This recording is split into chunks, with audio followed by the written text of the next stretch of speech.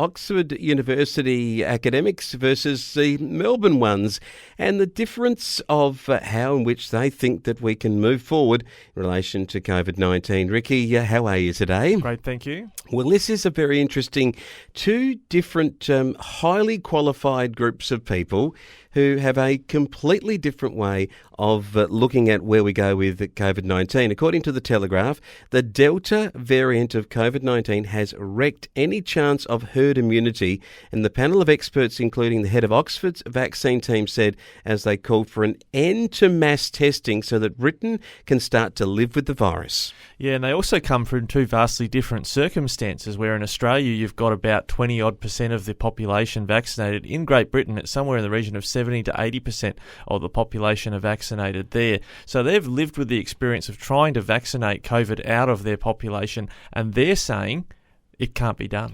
Well, Professor Sir Andrew Pollard, who led the Oxford vaccine team, said it was clear that the Delta variant can still infect people who've been vaccinated, which made herd immunity impossible to reach, even with the UK's high uptake. And we're talking here in some of the European countries, 70 to 80% of uptake of the vaccine. Well, and also one of the other contexts we need to remember about the United Kingdom is relative to Australia, they're living on top of each other. They have massive population density, whereas in Australia we've got New South Wales right now with 80% of the population locked down all the way through Western New South Wales to prevent the spread of a virus that the British are saying, that these experts are saying, we just can't contain it. Well, the professor at the University of East Anglia is Paul Hunter. He's an expert in infectious diseases. He told the UK committee the concept of herd immunity is unachievable because we know the infection will spread in unvaccinated populations, and the latest data suggesting that 2 doses is only 50% protective against infection, and that Sergeant Jarvid, who is the British Health Secretary, has confirmed a third dose of booster shots will be given next month, which, according to Sir Andrew, he's argued that if mass testing was not stopped, Britain could be in a situation of continually vaccinating the population and actually never getting to a place where we can get back to normal. Well, you've got, in Australia, by contrast, you've got academics from the University of Western Australia who were saying late last month that you would need a third jab and to contain and constant lockdowns until we reached 80% immunisation. But now, at the start of this week, the University of Melbourne, they've done a whole bunch of modelling, starting with modelling where we don't look at anything but the health outcomes with COVID-19, and that said we must eliminate, not suppress the virus, eliminate it. But then they looked at all these other scenarios where you look at the economic cost, the mental health cost, and they still said we must eliminate the virus.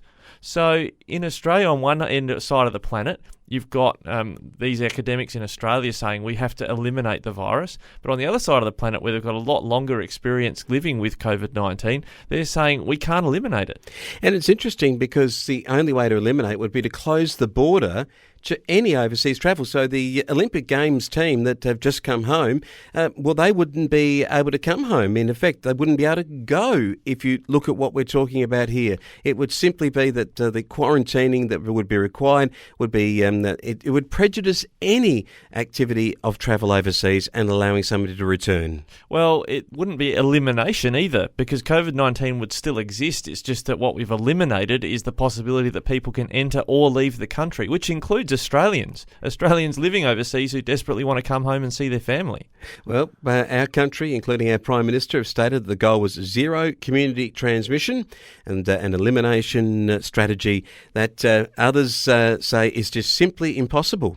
Well, at Flow News 24, our focus has been on the subject of how many people are actually in hospital, in intensive care, or remain hospitalised because of COVID-19, because this business of reporting transmission all the time, which is the basis for every flipping lockdown, is just, that's what these experts in the UK are saying. That's not the way to go. We need to be looking at how many people are actually seriously sick with the virus.